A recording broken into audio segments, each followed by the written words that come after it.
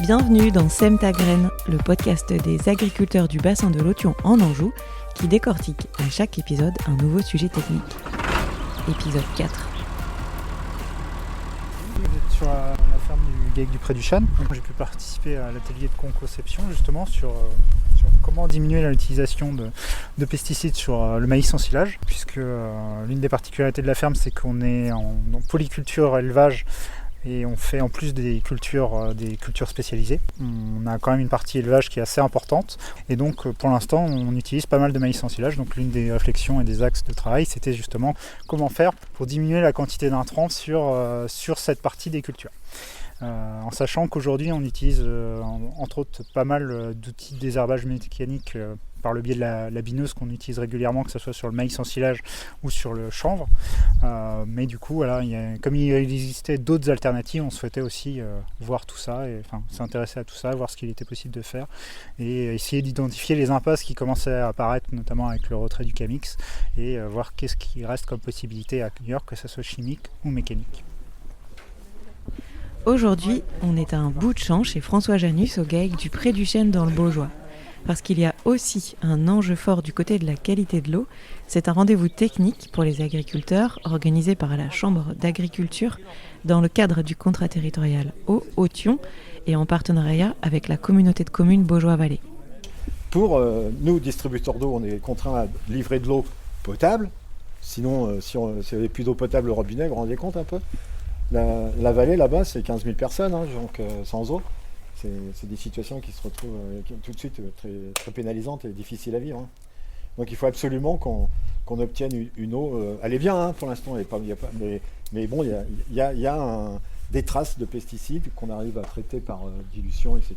Et l'eau du robinet, elle est très bonne, elle est très saine. Donc on veut rester dans cet état-là et sinon améliorer, puisque ces captages ont été identifiés comme prioritaires, qui veut dire qu'il faut s'en occuper pour les améliorer en qualité. Alors, la technique présentée aux agriculteurs ce jour-là, c'est une solution alternative à l'utilisation d'herbicides, couramment utilisés dans les fermes en agriculture biologique et qui se développe aussi de plus en plus en agriculture conventionnelle et en production de semences, et c'est le désherbage mécanique.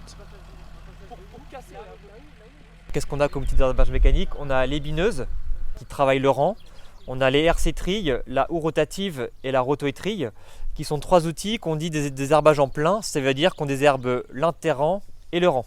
Voilà, donc il y a deux catégories, il y a les outils de désherbage en plein et l'outil de désherbage du rang, qui est la bineuse.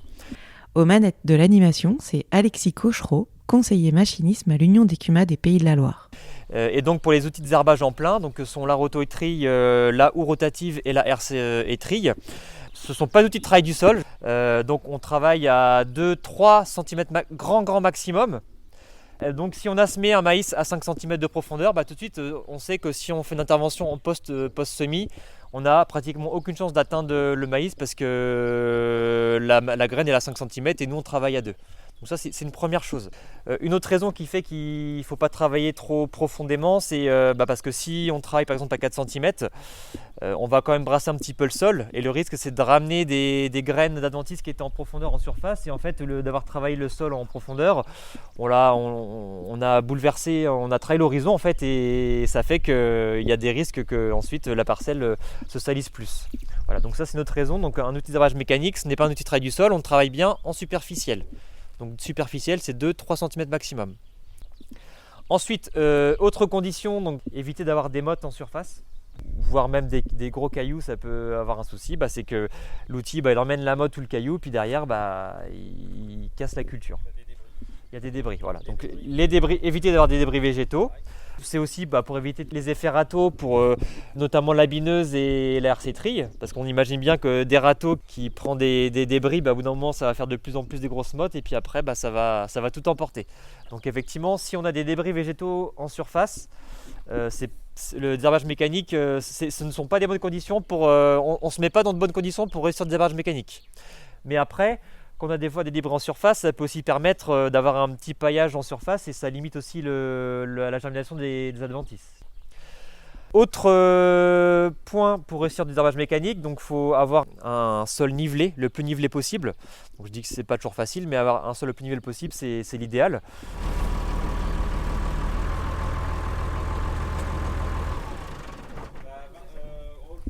là, on a deux herse-tries différentes. On a deux principes. Vous voyez, celle d'ici, c'est une herse-trie à plateau. Donc, vous voyez, moi je vais faire comme ça.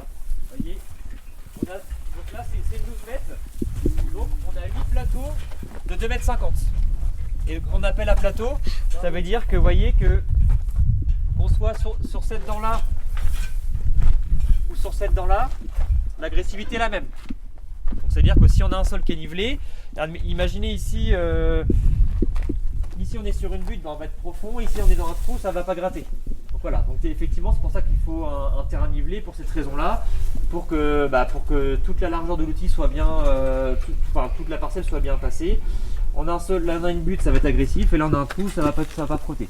Donc ça c'est le désavantage d'une herse-trie à plateau, qui n'est pas le cas de celle d'à côté, donc ça va être l'occasion d'aller la voir.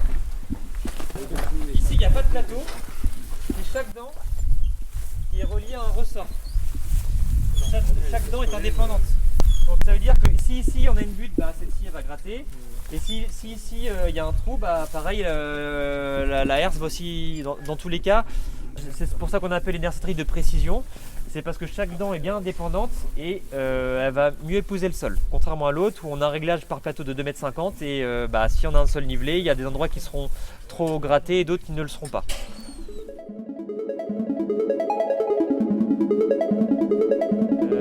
Autre point qui est important, c'est le semis. Donc quand je dis réussir son semis, c'est bien sûr réussir à semer à profondeur à celle qu'on le veut en fait. Si je veux semer à 4, il faut que toutes mes graines elles soient bien à 4 cm, pas à 2, voilà. Sinon ça va être très compliqué d'intervenir. Et surtout, semer droit. Parce que vous imaginez, si vous intervenez avec une bineuse, avec les socs, si le maïs il est, là je le grossis, mais s'il n'est pas droit du tout, ça va être absolument impossible d'intervenir en binage, parce que le maïs ne sera pas droit. Donc c'est à un moment ou à un autre, si c'est pas droit, on n'arrivera pas à tenir une ligne droite et à intervenir en binage sans toucher le maïs. Donc semer droit, c'est très important. Et puis l'idéal aussi pour réussir à régler une bineuse, c'est aussi de semer à écartement régulier. C'est-à-dire que si on sème à 75 cm, il faut bien qu'il y ait 75 cm entre tous les éléments semeurs. Pas 78, pas 80, pas 73. Parce qu'après, pour régler une bineuse, c'est totalement impossible. Si on a un rang à 75, un rang à 73, un à 82, c'est impossible. Donc voilà, donc semer, la réussite, là c'est surtout pour le binage. La réussite du binage, c'est bien au semis que ça se joue. Pour réussir son désherbage mécanique, on a des outils qui sont complémentaires. Souvent on compare beaucoup l'arcétrie à la houe rotative, où il y a des agriculteurs qui me disent mais vaut mieux une houe, vaut mieux une herse. Moi je dirais bien vaut mieux les deux. Mais c'est pas toujours simple d'avoir les deux, mais une houe rotative est beaucoup moins agressive qu'une herse-trie. Une herse-trie est beaucoup plus efficace, mais une houe rotative on roule à 18 km/h pour bien faire. Une herse-trie sur des stades très précoces du maïs, il faut rouler à 3-4. Donc ouais, il y a déjà la différence. Ça c'en est une première. Tout à l'heure tu as parlé d'écrouter le sol. Donc oui, c'est ce que tu disais, ouais. Donc effectivement, une herse-trie permet de le faire, mais une houe rotative permet encore mieux de le faire. Donc les pratiques, parfois, c'est que effectivement, on a semé, on veut passer un coup de herse, mais le sol est tellement croûté que la herse, elle n'est pas efficace en fait. Et c'est pour ça que parfois, il est nécessaire de passer un coup de houe rotative en amont pour émietter le sol, pour ensuite augmenter l'efficacité de la herse-trie. Donc c'est pour ça que parfois se passer d'une houe rotative ça peut être compliqué parce que les dents vibrantes sont pas en capacité de pénétrer le sol quand le sol est trop croûté. Sur du maïs, donc quand est-ce qu'on utilise une herse-trie? Si on veut éviter des désherbages chimiques, il faut obligatoirement l'utiliser en post-semis. Donc vous avez semé votre maïs. Vous attendez un petit peu que les premiers adventices germent, mais même pratiquement invisibles, stade filament blanc, et là on passe à l'herse-trie. Et c'est, je dirais, le passage le plus important de votre itinéraire de désherbage mécanique. Pourquoi? Parce que si vous le loupez, votre adventice elle va très rapidement se développer. Quand le maïs va être un stade pointant, filament, là c'est le moment où il faut surtout ne jamais intervenir sur du maïs. Après on intervient qu'au stade de 3 feuilles. Mais sauf que quand on est au stade 3 feuilles, l'adventice a aussi évolué, a eu un système racinaire, et du coup l'effet de l'herse-trie il est totalement limité, voire inutile. Après effectivement ce qui peut arriver, ce qui arrive même souvent, c'est que post-semis il pleut, et que quand il pleut on n'intervient pas en conditions humides avec cet outil là. parce qu'on va passer avec le tracteur, on va créer des ornières, et puis en plus parce que ça va pas faire du bon travail de travailler sur un sol humide. Mais ceci dit, j'ai déjà vu des agriculteurs qui avaient fait 2 parcelles l'une à côté de l'autre, une où il n'était pas passé en post-semis, et celle d'à côté où il était passé en conditions très très limite humides. Voilà, vraiment il s'est posé la question s'il fallait le faire ou pas, tellement c'était humide. Il est passé, effectivement on voyait les traces de peigne sur le sol, mais sauf que la parcelle elle était 10 fois plus propre que celle d'à côté. Donc ça a vraiment montré que son passage en post-semis, même en conditions très limites, il était toujours plus avantageux que de ne pas passer du tout.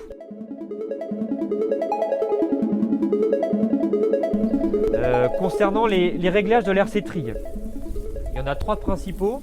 Le premier, donc, c'est le réglage des roues. Après, je répète qu'une RC Trille, c'est pas un outil de travail du sol.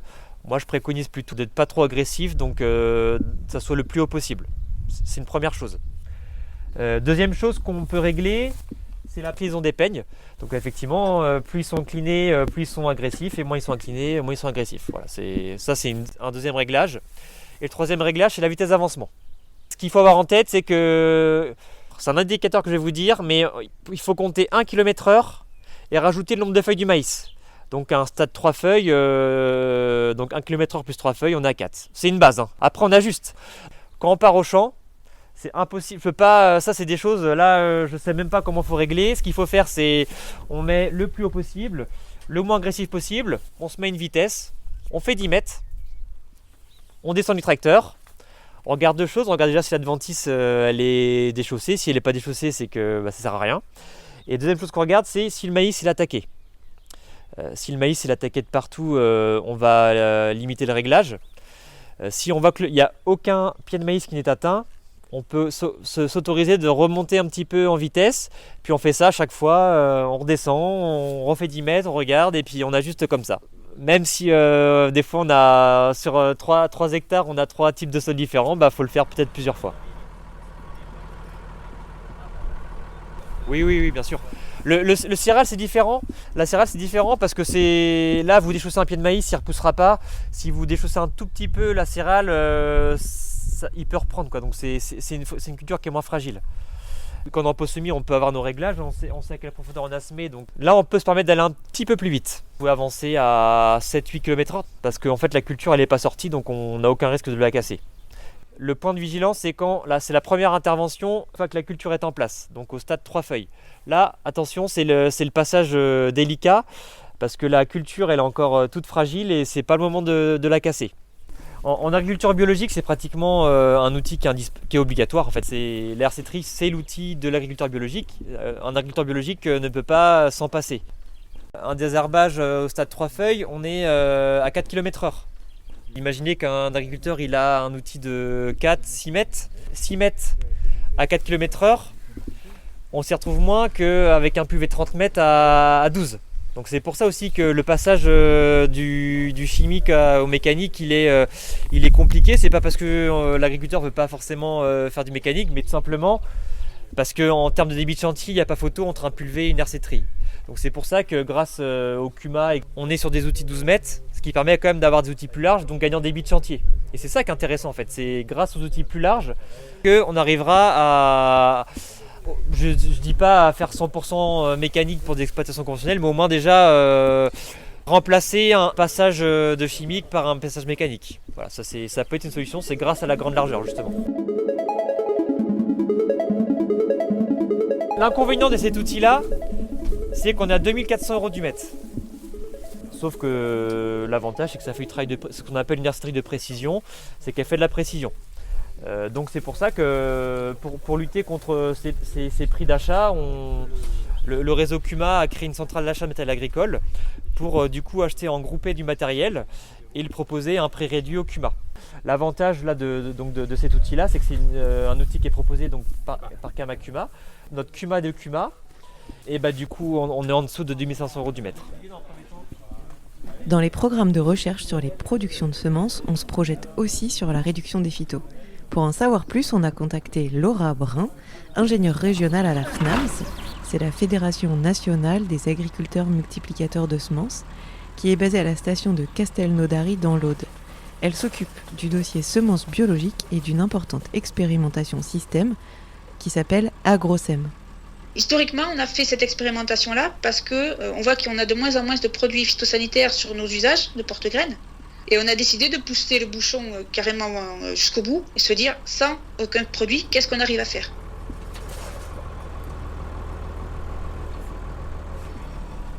Alors AgroSem, donc c'est une expérimentation système. Ça prend en compte en fait une rotation. Ce qu'on a mis dans notre rotation, nous, concrètement, c'est que les cultures de porte-graines. Donc on a du blé, du pois, des potagères, des fourragères, des betteraves sucrières selon les sites.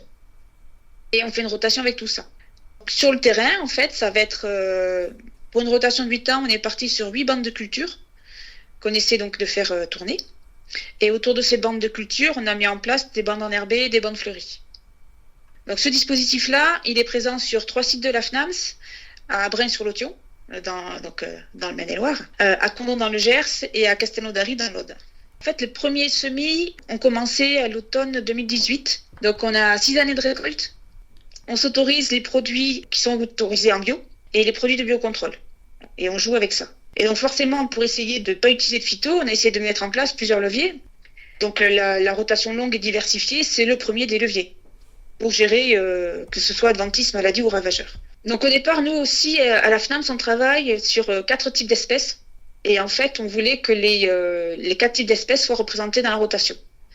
Alors tout ça, c'est en production de semences. Donc on a mis un blé sur les 3 sites, un pois associé à de l'orge sur les 3 sites aussi. Pour les fourragères, au départ, on avait de la luzerne et de la fétuque qu'on produisait juste pendant une année de production de semences. Au fur et à mesure, en fait, on a fait évoluer le dispositif. On s'est dit que c'était dommage de ne pas avoir 2 années de production de la fourragère, parce qu'en fait, c'est leur caractéristique, ça c'est d'être pérenne et de pouvoir limiter les adventices au cours du temps. Et en potagère, en fait, à chaque fois, on avait 2 cultures potagères différentes sur les 3 sites. Donc sur Brain-sur-Lotion, il y avait donc des haricots et des oignons. Et donc ailleurs, on pouvait avoir carottes et oignons ou carottes et haricots. C'est pas mal d'avoir pas mal de points communs entre les 3 sites. Par contre, on n'est quand même pas sur le même climat. On n'est pas tout à fait sur les mêmes sols. Enfin, je pense que c'est surtout le climat qui joue énormément parce que donc à Brain, il pleut un petit peu constamment. En quantité de pluie, sur les 3 sites, on va être à peu près à la même quantité par an. Simplement, sur Castelnaudary, le plus au sud, ça arrive par orage. C'est beaucoup plus ponctuel et ça offre quand même beaucoup plus de fenêtres pour le désherbage mécanique, par exemple. Et sur Brain, c'est plus compliqué. Puis cette année, en 2024, par exemple, on a vu qu'il a beaucoup moins plu chez nous dans l'Aude que sur Brain. Et ça a entraîné beaucoup moins de problèmes pour les implantations, pour le désherbage mécanique, etc. Le problème que l'on a, c'est dans l'expérimentation, on n'a pas de système de culture de référence qui serait fait en tout chimique, par exemple, avec une rotation telle qu'elle peut se faire aux alentours dans la région.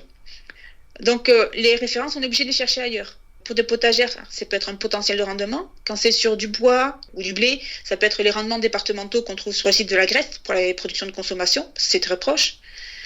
Sur les luzernes, par exemple, on s'est servi du rendement national. Donc voilà, on prend des points de comparaison, on essaie d'en trouver. Et dans ce qu'on voit globalement, c'est quand même on a des rendements qui sont peut-être un peu plus inférieurs, un peu plus bas que les rendements habituels. À part sur la luzerne, où on a quand même, comparé au rendement national, de meilleurs rendements. On n'a pas la solution miracle encore. L'expérimentation est continue. Mais ce qu'on voit, c'est que souvent, en fait, le temps de travail va augmenter. Parce que passer des outils de désherbage mécanique, par exemple, ça prend plus de temps que passer un coup de pulvé. En 18 mètres, qui passe rapidement. La bineuse, ça prend 6 rangs, 8 rangs, ça dépend des bineuses qu'on a, mais ça prend beaucoup plus de temps. On a aussi peut-être un peu plus de couverts végétaux et donc du travail du sol qui va être supplémentaire, qui nous prend plus de temps. On essaie, quand les cultures sont petites et que du coup les adventices aussi sont petites, de privilégier les RC-tri. Mais il y a des moments où on peut passer la RC-tri, donc des moments par rapport au stade de la culture, c'est-à-dire quand elle est juste en train de lever, qu'elle sort de terre, c'est pas la peine, là, faut pas toucher. Donc c'est en post semi-prélevé, ou alors après quand elle a 2 feuilles, 4 feuilles, ça dépend des cultures qui sont plus ou moins sensibles. Et ce qu'on a vu aussi, c'est sur les cultures qu'on a plantées, donc passer en fait après la plantation qui était souvent en mars, 15 jours après un coup de RC-tri et 15 jours encore après le passage de RC-tri à nouveau, et ça permettait quand même déjà d'éliminer beaucoup d'adventices donc qui étaient en train de germer. Par contre, donc pour la RC-tri, pour qu'elle soit efficace, il faut quand même que le sol soit sec. Et donc, il faut avoir les fenêtres météo correctes après. Il faut aussi que les plantes qui ont été arrachées puissent sécher. Donc, il faut à nouveau avoir un temps sec aussi. Et on ne maîtrise pas toujours. Quand on a un sol qui est un peu plus humide, en fait, la bineuse peut quand même passer. Par contre, la bineuse, donc il faut suivre les rangs, avoir donc les mêmes nombres de rangs pour la bineuse que pour le ressemoir. Ça prend plus de temps, la bineuse. Après, il peut y en avoir avec des caméras pour guider correctement, il peut y en avoir, ou quelqu'un qui guide derrière, enfin, selon le matériel qu'ils ont, les agriculteurs, mais ça demande plus de temps.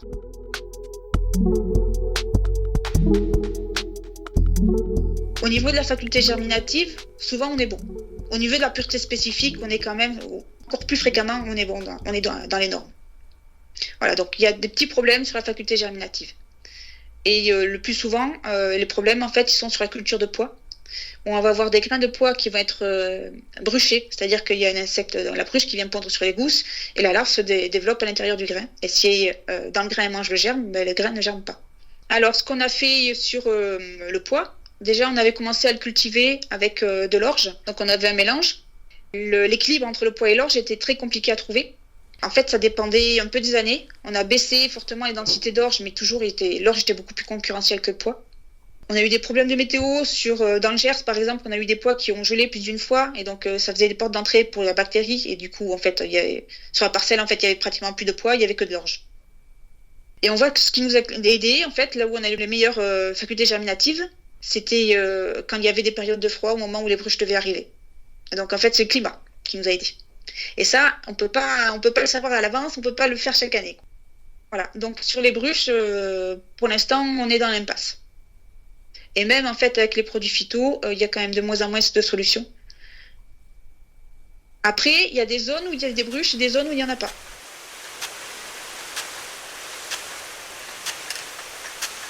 Alors sur brin aussi, on a vu sur les haricots, en fait, qu'on mettait moins d'eau que la référence. Parfois, en fait, on a vu que sur certaines cultures, on consommait moins d'eau. On ne s'est pas restreint au niveau de l'eau, mais on se trouve que on utilise peut-être un peu moins d'eau que des parcelles conventionnelles. Alors, c'est par exemple sur les betteraves sucrières, donc dans les deux sites du sud. Par rapport aux références qu'on avait, oui, effectivement, on en consommait moins d'eau. On essayait de le gérer avec des sondes tensiométriques, pour savoir à peu près les quantités à amener. Mais on voyait que nos betteraves, en fait, on les poussait moins que dans les parcelles d'agriculteurs. On mettait peut-être juste la quantité d'azote qu'il fallait calculer au bilan azoté, alors que quelquefois, en fait, ils mettent beaucoup d'azote.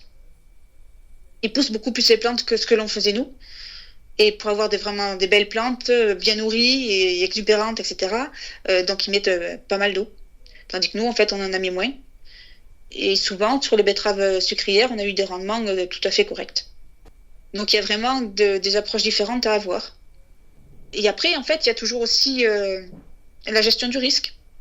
Et ça, en production de semences, quand on a une valeur ajoutée derrière, c'est quand même un peu compliqué.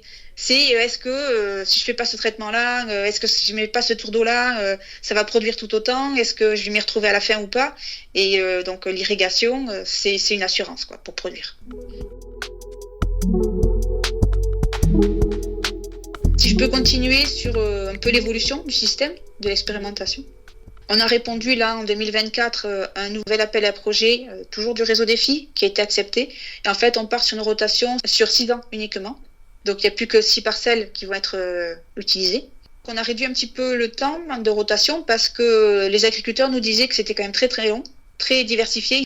Et là, l'intérêt, c'est dans cette nouvelle version d'AgroSem, c'est d'essayer de transférer, de communiquer beaucoup plus sur ce qu'on a vu et voir à l'échelle des exploitations si c'est toujours faisable et essayer donc de se mettre un petit peu plus sur des parcelles d'agriculteurs. Donc en plus du dispositif qui reste sur les 3 lieux avec les mêmes bandes enherbées et bandes fleuries, il va y avoir quelques parcelles d'agriculteurs sur les betteraves sucrières qu'on va essayer donc de gérer, donc juste des bouts de parcelles. On ne prend pas le risque de mettre toute la parcelle. Donc on va essayer de le gérer sans herbicide. Parce qu'on a vu donc sur les betteraves plantées, qu'en passant 2 passages de RC-tri par exemple et puis une bineuse, on arrive à avoir des résultats tout à fait intéressants. Donc on s'étend un petit peu chez les agriculteurs. Et voilà, et le but de la nouvelle version, c'est vraiment de communiquer sur les résultats et de voir ce qui est faisable à l'échelle d'une vraie exploitation agricole. Donc il y aura sur le site de Bren un blé tendre, un oignon, la luzerne qui va être implantée sous du tournesol et du chanvre.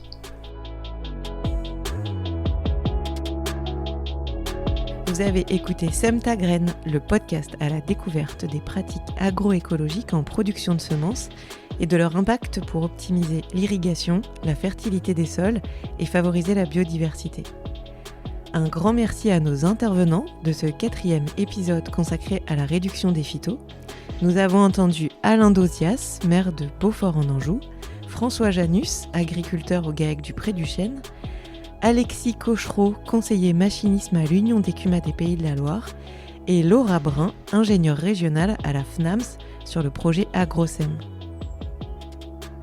Si toutefois vous ne les aviez pas encore écoutés, les 3 premiers épisodes de Sème ta graine sur les couverts végétaux en maïs semences, le pilotage économe de l'irrigation et l'agriculture de conservation des sols en maïs semences sont toujours disponibles à l'écoute.